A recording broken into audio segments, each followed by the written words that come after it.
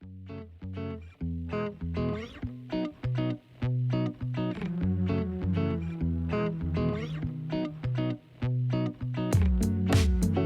aquesta exposició del Museu de Cervera podem gaudir també d'obres originals. En aquesta ocasió tenim un quadre a l'oli amb 3 coloms de la Pau en fons groc, després una natura estàtica, una noia lectora i també una noia amb girassols.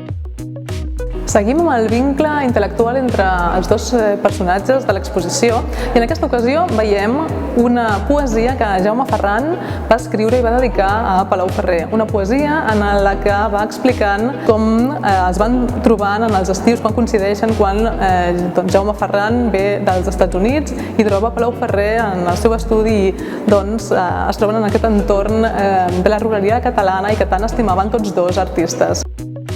Seguim la visita guiada a la següent planta. En aquesta ocasió trobem litografies de Palau Ferrer que també representen temàtiques que ell acostumava a pintar al llarg de la seva trajectòria.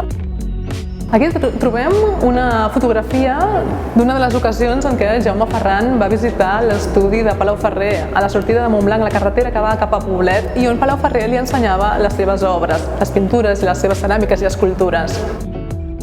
I finalment una fotografia de l'actualitat en què trobem el fill de Jaume Ferran, que es diu igual, amb la neboda de Palau Ferrer i el seu besnebot. L'exposició clou en un apartat bibliogràfic, on trobem llibres, revistes i textos que parlen d'aquest vincle intel·lectual entre Jaume Ferran i Palau Ferrer.